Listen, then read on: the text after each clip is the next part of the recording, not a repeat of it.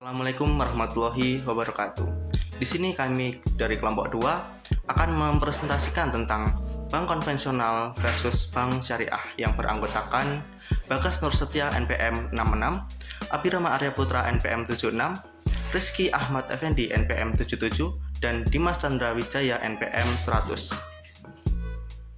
Yang pertama yaitu pengertian. Dalam beberapa hal, bank konvensional dan bank syariah memiliki persamaan, terutama dalam sisi teknis penerimaan uang, mekanisme transfer, teknologi komputer yang digunakan, syarat-syarat umum memperoleh pembiayaan seperti KTP, NPWP, proposal, laporan keuangan, dan sebagainya.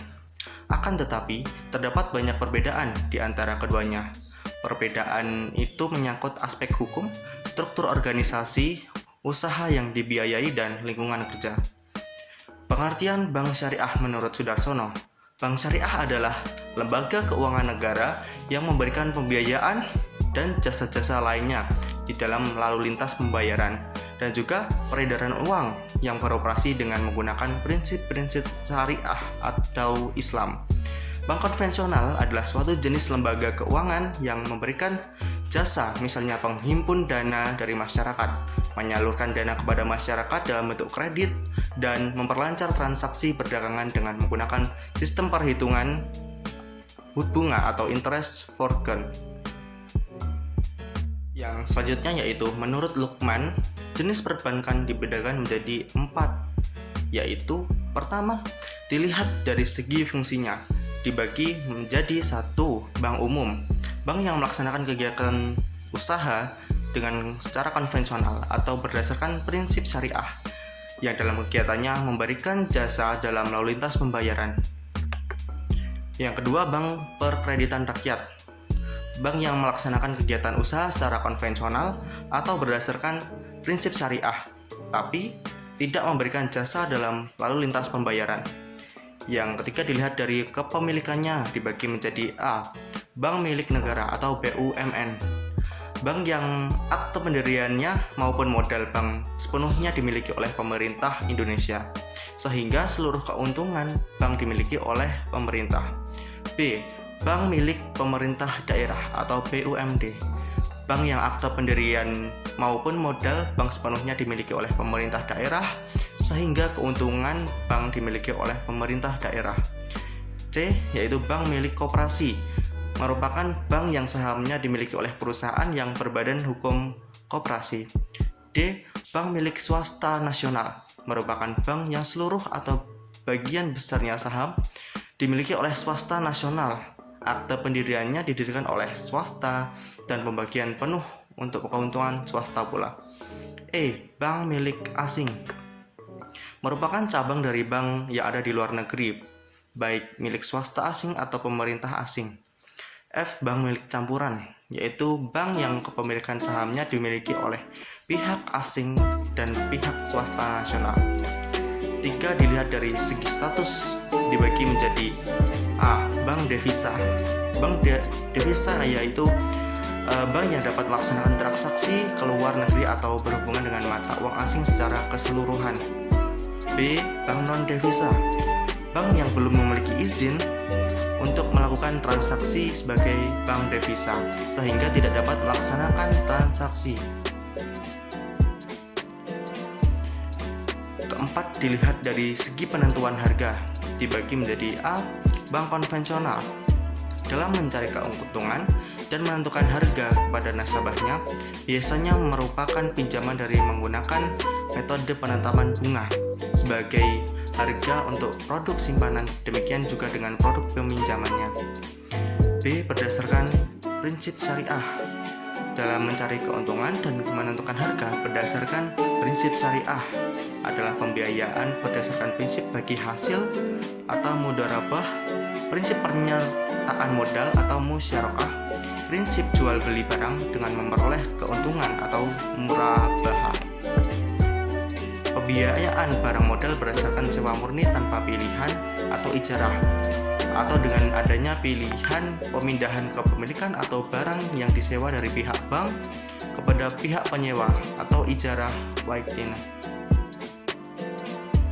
Baik, yang selanjutnya adalah kita akan membahas terkait dengan perbedaan bank syariah dengan bank konvensional. Nah, perbedaan yang pertama ini pada bank syariah itu berdasarkan prinsip investasi bagi hasil. Sedangkan pada bank konvensional itu berdasarkan tujuan untuk membungakan uang.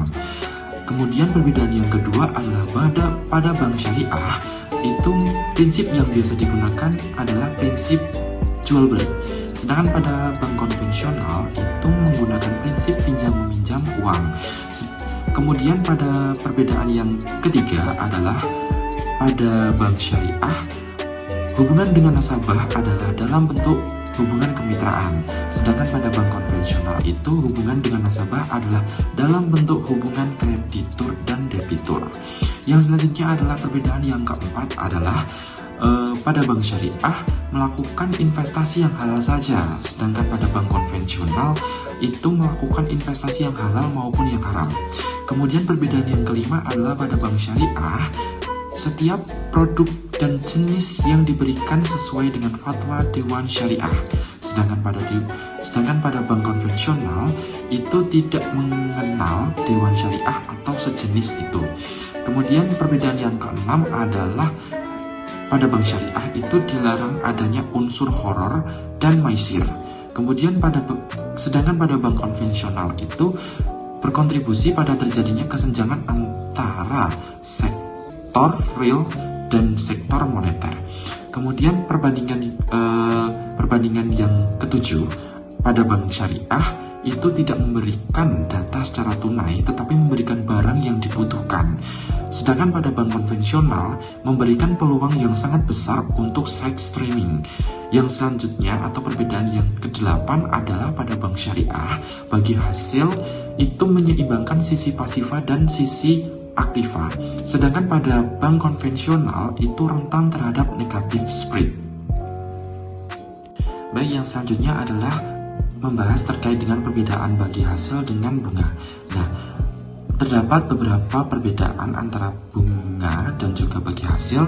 Perbedaan yang pertama adalah pada bagi hasil, penentuan besarnya nisbah bagi hasil dibuat pada waktu akad dengan berpedoman pada kemungkinan untung dan juga rugi. Sedangkan pada bunga, penentuan bunga dibuat pada waktu akad dengan asumsi harus selalu untung. Yang selanjutnya adalah perbedaan yang kedua, itu pada bagi hasil, besarnya rasio bagi hasil adalah berdasarkan nisbah terhadap besarnya keuntungan yang diperoleh. Sedangkan pada bunga, itu besarnya persentase berdasarkan pada jumlah uang atau modal yang dipinjamkan.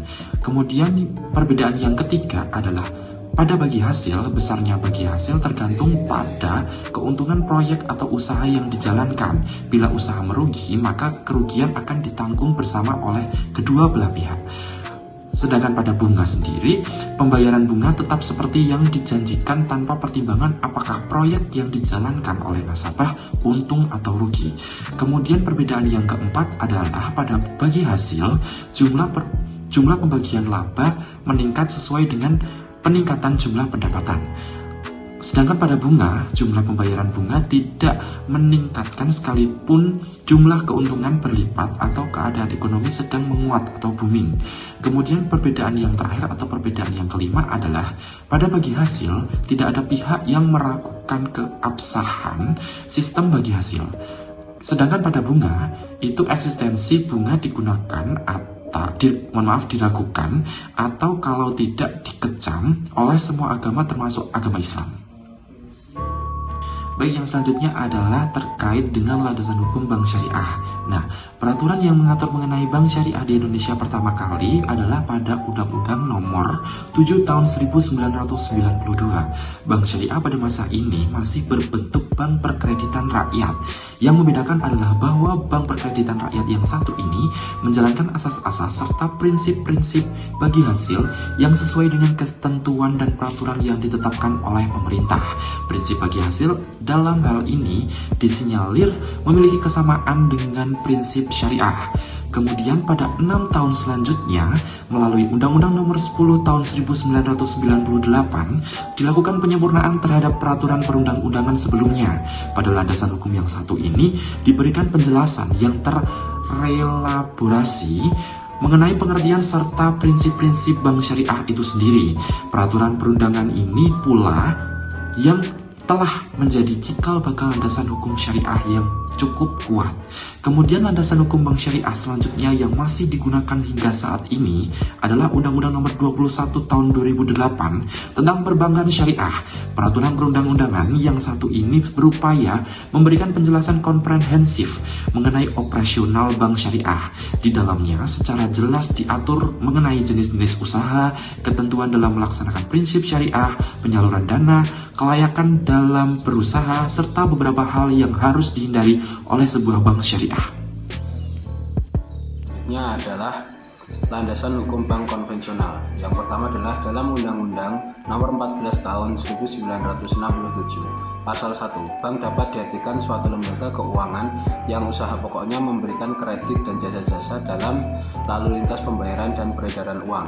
Dan yang kedua, Undang-Undang Nomor 7 Tahun 1992, Bab 1 Pasal 1.1, bahwa bank itu adalah badan usaha yang menghimpun dana dari masyarakat dalam bentuk simpanan dan menyalurkan kepada masyarakat dalam rangka meningkatkan taraf hidup yang layak. Selanjutnya ada fungsi dan tujuan bank syariah. Yang pertama adalah fungsi bank syariah untuk menghimpun dana masyarakat. Nah, fungsi bank syariah yang pertama adalah menghimpun dana dari masyarakat yang kelebihan dana. Bank syariah mengumpulkan atau menghimpun dana dari masyarakat dalam bentuk titipan dengan menggunakan akad al-wadiah dan dalam bentuk investasi dengan menggunakan akad al-mudharabah. Ya, selanjutnya akan saya jelaskan di next slide. Nah, yang selanjutnya ada fungsi bank syariah sebagai penyalur dana kepada masyarakat. Nah, ini fungsi bank syariah. Yang kedua ialah menyalurkan dana kepada masyarakat yang membutuhkan. Masyarakat dapat memperoleh pembiayaan dari bank syariah asalkan dapat memenuhi semua ketentuan dan persyaratan yang berlaku. Nah, menyalurkan dana merupakan aktivitas yang sangat penting bagi bank syariah. Dalam hal ini, bank syariah akan memperoleh return atas dana yang disalurkan. Return atau pendapatan yang diperoleh bank syariah atas penyaluran dana ini tergantung pada akadnya. Bank syariah menyalurkan dana kepada masyarakat dengan menggunakan bermacam-macam akad, antara lain dengan akad jual beli dan akad kemitraan atau kerjasama usaha. Dalam akad jual beli, maka return yang diperoleh bank atas penyaluran dana adalah dalam bentuk margin keuntungan. Margin keuntungan merupakan selisih antara harga jual kepada nasabah dan harga beli bank. Pendapatan yang diperoleh dari aktivitas penyaluran dana kepada nasabah yang menggunakan akad kerjasama adalah bagi hasil. Fungsi bank konvensional. 1. Menghimpun dana dari masyarakat ke dalam bentuk simpanan berupa tabungan, giro, deposito, berjangka, sertifikat deposito, atau bentuk lainnya. Yang kedua, memberikan kredit dan surat pengakuan utang. Yang ketiga, membeli, menjual, atau menjamin risiko sendiri maupun untuk kepentingan dan atas perintah nasabahnya. Yang keempat, memindahkan uang baik untuk kepentingan sendiri maupun untuk kepentingan nasabah. Yang kelima, menempatkan, meminjam, atau meminjamkan dana dari dan atau kepada bank lain. Yang keenam, menerima pembayaran dari tagihan atas surat berharga dan melakukan perhitungan dengan atau antar pihak ketiga. Yang ketujuh, menyediakan sarana tempat untuk menyimpan barang atau surat berharga. Yang kedelapan, melaksanakan kegiatan penitipan untuk kepentingan pihak lain berdasarkan kontrak. Yang kesembilan, melakukan penempatan dana dari nasabah ke nasabah lainnya dalam bentuk surat berharga yang tidak tercatat pada bursa efek. Yang ke-10, melakukan kegiatan ajak piutang, usaha kartu kredit, dan kegiatan wali amanat. Yang ke-11, menyediakan pembiayaan dan atau melaksanakan kegiatan lain berdasarkan prinsip syariah sesuai ketentuan yang berlaku. Yang 12, melakukan kegiatan yang lazim dilakukan oleh bank sepanjang tidak bertentangan dengan undang-undang tentang perbankan dan peraturan perundang-undang yang berlaku. Yang 13, melakukan kegiatan dalam valuta asing dengan memenuhi ketentuan yang berlaku. Yang ke-14, melakukan kegiatan penyertaan modal pada bank atau perusahaan lain di bidang keuangan seperti sewa guna usaha, modal, venture, perusahaan efek, asuransi, serta lembaga keliling penyelesaian dan penyimpanan dengan memenuhi ketentuan yang berlaku. Yang 15, melakukan kegiatan penyertaan modal sementara untuk mengatasi akibat kegagalan kredit atau pembiayaan berdasarkan prinsip syariah, dengan syarat harus menarik kembali penyertaannya dengan memenuhi ketentuan yang berlaku. 16, bertindak sebagai pendiri dan pengurus dana pensiun sesuai dengan ketentuan peraturan perundang-undang dana pensiun yang berlaku. 17, melaksanakan kegiatan usaha bank berupa penitipan dengan pengelolaan prinsip dasar bank syariah. 1. Larangan terhadap transaksi yang mengandung barang atau jasa yang diharamkan. Larangan terhadap transaksi yang mengandung barang atau jasa yang diharamkan sering dikaitkan dengan prinsip muamalah yang ketiga, yaitu keharusan menghindari dari kemudaratan. Al-Quran dan Sunnah Nabi Muhammad SAW sebagai sumber hukum dalam menentukan keharaman suatu barang atau jasa menyatakan secara khusus berbagai jenis bahan yang dinyatakan haram untuk dimakan, diminum, dan dipakai oleh seorang muslim. Bagi industri perbankan syariah, pelarangan terhadap transaksi yang haram yatnya tersebut diwujudkan dalam bentuk larangan memberikan pembiayaan yang terkait dengan aktivitas pengadaan jasa, produksi, makanan, minuman, dan bahkan konsumsi lain yang diharamkan oleh Majelis Ulama Indonesia. Yang kedua, larangan terhadap transaksi yang diharamkan sistem dan prosedur perolehan keuntungan. A. Tradisi transaksi yang mengandung hal pokok yang tidak diketahui oleh salah satu pihak. Yang kedua, gharar. Transaksi gharar memiliki kemiripan dengan tradisi dalam tradisi ketidakadaan informasi terjadi pada salah satu pihak, sedangkan dalam gharar ketiadaan informasi terjadi pada kedua belah pihak yang bertransaksi jual beli. Yang C. Bai ikhtikar. Bai ikhtikar merupakan bentuk lain dari transaksi jual beli yang dilarang oleh syariah Islam. Ikhtikar adalah mengupayakan adanya